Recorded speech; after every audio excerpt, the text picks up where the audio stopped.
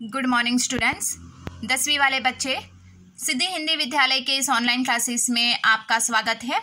अब बच्चों, यहाँ पे हमारा ये जो हिंदी भाषा के भीतर चौथा काव्य जो चल रहा है, तीसरा काव्य हमें नहीं पढ़ना है, इस साल निकाल देना है।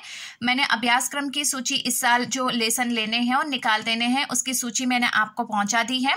अब यहाँ पे हमारा ये जो चौथा लेसन चल रहा है बच्चों, तो उसमें यहाँ पे मैंने आपको जो साहित्यकार है जयशंकर प्रसाद, जो छायावादी कवि है, उनका परिचय मैंने आपको दिया, उनका जन्म स्थल, उनके जन्म साल, ये सारी बातें अर्थात उनकी कृतियों की भी हमने चर्चा की।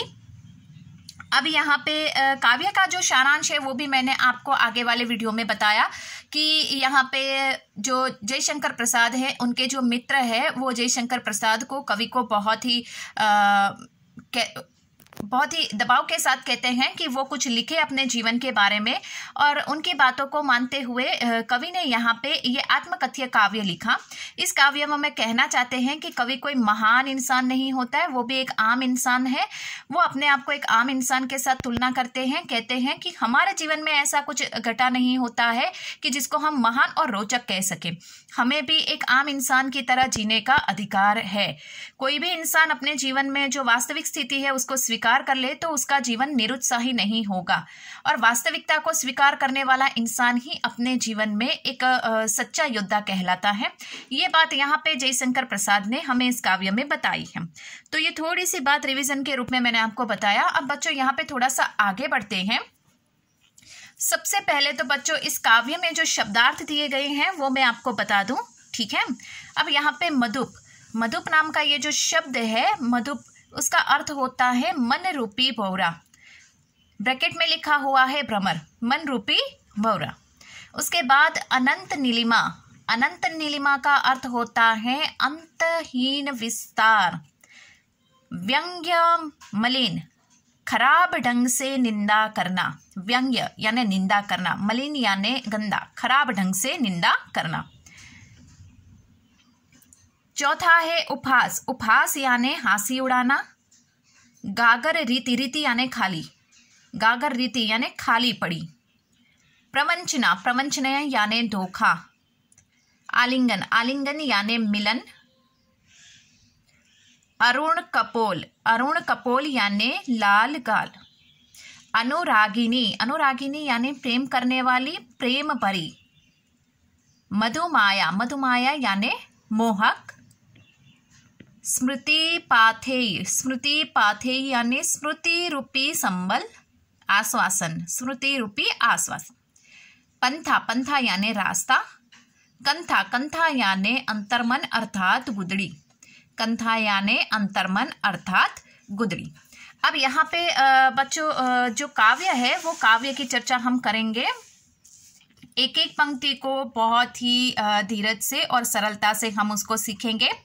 सबसे पहले तो यहाँ पे मधुप गुनगुना कर कह जाता कौन कहानी या अपनी, मुरझा कर गिर रही पत्तियां देखो कितनी आज घनी। इस गंभीर अनंत नीलिमा में असंख्य जीवन इतिहास, यह लोग करते ही रहते हैं अपना व्यंग्य मलिन उपहास। तब भी कहते हो कह डालू दुर्बलता अपनी बीती, तुम सुनकर सुख पाओगे देखोगे यह गागर रीति। किंतु कहीं ऐसा न हो कि तुम ही खाली करने वाले, अपने को समझो मेरा रस में अपने भरने वाले। यह विडंबना, अरे सरलते तेरी हंसी उड़ाऊं मैं, भूले अपनी या प्रवंचना और भी दिखलाऊं मैं। उज्जवल गाथा कैसे गाऊं मधुर चांदनी रातों की, अरे खिलखिलाकर हंसते होने वाली उन बातों की। मिला कहाँ वह सुख जिसका मैं स्वप्न देख कर जाग गया, आलिंगन में आते आते मुस्काया कर जो भाग गया।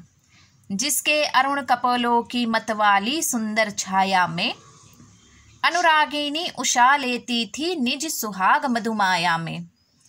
उसकी स्मृतियाँ पाथे बनी है थके पथिक की पंथा की, सीवन की उघेड़ कर देखोगे क्यों मेरी कंथा की। छोटे से जीवन की कैसे बड़ी कथाएं आज कहूँ। क्या यह अच्छा नहीं कि औरों की सुनता मैं मौन रहूं। सुनकर क्या तुम भला करोगे मेरी भोली आत्मकथा। अभी समय भी नहीं थकी सोई है मेरी मौन व्यथा। अब यहाँ पे बच्चों ये जो काव्य है, ये काव्य सबसे पहले हमने पढ़ा। अब यहाँ पे इस काव्य जो है, इस काव्य की एक एक पंक्ति का हम भावार्थ बच्चों देखेंगे। तो ये आत्मकथ्य काव्य है। उसकी सबसे पहली जो पंक्ति है, मधुप गुनगुना कर कह जाता कौन कहानी या अपनी। मधुप यानी मैंने आपको शब्दार्थ बताया ना, उसका अर्थ होता है मन रूपी भौरा। तो यहाँ पे कवि के मन रूपी भौरा उनके अपने जीवन की कहानी कह रहा है। पहली पंक्ति का अर्थ ये होता है कि कवि का मन रूपी भौरा उनके अपने जीवन की कहानी कह रहा है। मुरझा कर गिर रही पत्तियां देखो कितनी आज घनी। कवि जानता है कि उनके जीवन रूपी उपवन को हरा भरा रखने वाली पत्तियां मुरझा कर गिर रही है और बहुत सारी गिर चुकी है।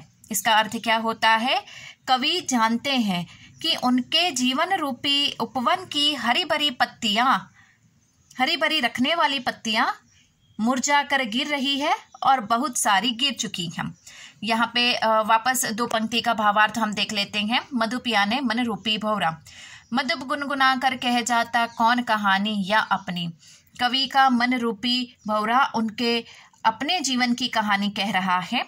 मुरझा कर गिर रही पत्तियां देखो कितनी आज घनी। कवि जानते हैं कि उनके जीवन रूपी उपवन के हरा भरा रखने वाली पत्तियां मुरझा कर गिर चुकी है, अर्थात बहुत सारी गिर चुकी है। इस गंभीर अनंत नीलिमा में असंख्य जीवन इतिहास। इस अनंत आकाश में कितनी ही महापुरुषों ने अपने जीवन वृतांत लिखे हैं। जीवन इतिहास यानी जीवन वृतांत। इस गंभीर अनंत नीलिमा यानी इस अंतरहीन विस्तार, इस संसार के पूरे विश्व भर में ऐसे बहुत सारे साहित्यकार हैं जिन्होंने, असंख्य महापुरुष है जिन्होंने अपने जीवन इतिहास यानी अपने जीवन के वृतांत के बारे में लिखा है। यह लोग करते ही रहते हैं अपना व्यंग्य मलिन उपहास। उनसे ही यही लगता है कि उन्होंने अपना जीवन वृत्त लिखकर अपनी ही हंसी उड़ाई है। यह लोग करते ही रहते अपना व्यंग्य मलिन उपहास। कभी कभी साहित्यकार जो अपने बारे में लिखते हैं, अपने जीवन वृत्त के बारे में लिखते हैं, तो कभी कभी उनको ऐसा लगता है कि हमने खुद ही यह लिखकर अपनी खुद ही व्यंग्य किया है, अपनी खुद ही हंसी उड़ाई है। व्यंग्य मलिन यानी मैंने आपको कहा ना, खराब ढंग से निंदा करना। कभी कभी अपने बारे में लिखते हैं तो उनको ऐसा लगता है कि हमने अपने बारे में लिखकर स्वयं खुद ही इस संसार में अपनी हंसी उड़ाई है, अपनी खुद की ही निंदा की है। तब भी कहते हो कह डालो दुर्बलता अपनी बीती। इतना जानने के बाद भी यदि मेरे मित्र जीवन वृत्त लिखने के लिए कहते हैं तो उनसे मैं क्या कहूँ।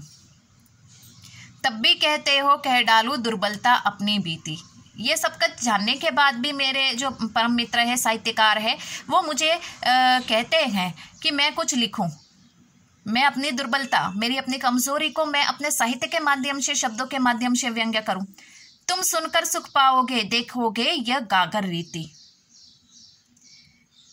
यहाँ पे उन्होंने कहा कि तुम मेरा लिखा हुआ जब तुम पढ़ोगे, सुनोगे, तब तुमको पता पड़ेगा कि मेरा जीवन तो बिल्कुल खाली घड़े के समान है। गागर यानी घड़ा, खाली यानी रीति यानी खाली। तो मैंने जो लिखा हुआ है वो तुम आत्मकथ्य पढ़ोगे, देखोगे, समझोगे, तब तुम्हारी समझ में आएगा कि मेरा जीवन तो इस खाली गगरी के समान है। किंतु कहीं ऐसा ना हो कि तुम ही खाली करने वाले। किंतु कहीं ऐसा ना हो कि तुम ही खाली करने वाले, अर्थात यहाँ पे कवि कहते हैं कि कहीं विपरीत ना हो जाए, मेरे जीवन की ये दुख भरी दास्तान को सुनकर तुम्हारा जीवन भी मेरे गागर की तरह खाली हो जाए। गागर खाली यानी गगरी, जो मटका होता है वो खाली होता है, अर्थात मेरा जीवन जो है बिल्कुल उसी प्रकार से खाली और नीरस है। मेरे नीरस जीवन की दुर्बलता, बुराइयां के बारे में अगर मैं लिखूंगा तो तुम्हारा जीवन भी मेरी तरह ही खाली खोखला हो जाएगा। वापस यहाँ तक बच्चों जितना पढ़ा है उसको हम वापस एक बार उसका भावार्थ हम देख लेते हैं। मधुप गुनगुना कर कह जाता कौन कहानी या अपनी। कवि कहते हैं कि मेरे मन रूपी भौरा अपने ही जीवन की कहानी कह रहा है। मुरझाकर गिर रही पत्तियां देखो कितनी आज घनी। कवि जानते हैं कि उनके जीवन रूपी उपवन के हरा भरा रखने वाली पत्तियां बहुत सारी गिर गई है और बहुत सारी मुरझाकर गिर गई है और बहुत सारी अब तक गिर चुकी है। इस गंभीर अनंत नीलिमा में असंख्य जीवन इतिहास। कवि कहते हैं कि इस अनंत आकाश में कितने ही महापुरुषों ने अपने जीवन के इतिहास अर्थात जीवन वृत्त के बारे में लिखा है, अपने खुद के जीवन के बारे में लिखा है। यह लोग करते ही रहते हैं अपना व्यंग्य मलिन उपहास। जिन्होंने अपने जीवन के बारे में लिखा है, कभी कभी उनको ऐसा लगता है कि हमने अपने बारे में लिखकर अपना खुद का ही एक अलग प्रकार का निंदा किया है, हमने खुद की निंदा की है, हमने खुद की ही अपनी हंसी उड़ाई है। तब भी कहते हो कह डालूं दुर्बलता अपनी बीती। इन सब के दूसरे साहित्यकारों की अर्थात महापुरुषों ने जो अपने बारे में लिखा है उसको पढ़ा है, लेकिन फिर भी मेरे मित्र मुझसे कहते हैं कि मैं अपने जीवन के ऊपर कुछ लिखूं, मैं अपने जीवन की दुर्बलता, उसकी जो यहाँ पे बुराई है, निराशा से भरा हुआ मेरा जीवन है, उसके बारे में मैं लिखूं। ये सब कुछ जानने के बाद भी तुम सुनकर सुख पाओगे, देखोगे यह गागर रीति। मेरे जीवन के बारे में अगर मैं लिखता हूँ तो तुम उसको सुनोगे, समझोगे, देखोगे, तब तुम्हारी समझ में आएगा कि मेरा जीवन तो गागर रीति यानी खाली मटके के समान है। किंतु कहीं ऐसा ना हो जाए कि तुम ही खाली करने वाले, अर्थात इससे विपरीत जरा सोचिएगा कि कहीं ऐसा ना हो जाए कि मेरे इस जो मैं अपनी आत्मकथा में अपने जीवन की बुराइयां, निराशा के बारे में लिखूं, वो पढ़कर तुम्हारा जीवन भी मेरी तरह इस तरह से कमज़ोर और निराश ना हो जाए। तो बच्चों, आज हम यहाँ तक रुकते हैं। नेक्स्ट वाले वीडियो में इससे आगे की हम चर्चा करेंगे। Thank you.